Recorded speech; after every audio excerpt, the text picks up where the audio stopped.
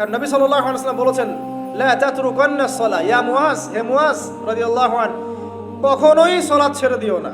লা তাতরুকান্নাস সালাতাল মাকতুবাতা মুতাআম্মিদান, কোশ্চিন কালেও তোমার উপর ফরজ সালাতকে ছেড়ে দিও না, কারণ মান তারাকা সালাতা মুতাআম্মিদান ফাকাদ কাফার, যে ব্যক্তি ইচ্ছাকৃতভাবে ফরজ সালাতকে ছেড়ে দেয় সে ব্যক্তি যেন কুফরি করলো।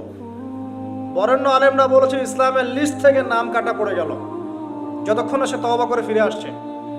ইমাম আবু হানিফা রাহিমাহুল্লাহ, আমাদের হানাফি মাযহাবের ইমাম, তিনি বলেছেন কেউ যদি নামাজ ছেড়ে দেয় তাকে 3 দিন জেলখানায় বন্দি করে রাখতে হবে এবং তাকে তওবা করতে বলতে হবে। যদি সে তওবা করে তার শাস্তি মাফ, নামাজ আবার সে শুরু করবে। তওবা না করে তাকে ওইখানেই শাস্তি দণ্ড দিতে হবে। আরও যারা ইমাম ছিলেন, ইমাম আহমেদ বিন হাম্বল রাহিমাহুল্লাহ, ইমাম শাফিঈ, ইমাম মালিক, তারা বলেছেন নামাজ যদি ছেড়ে দেয়, নামাজটাকে অস্বীকার করে, নামাজ ইসলামের অংশ বলে মনে করে না, ওকে হত্যা করতে হবে।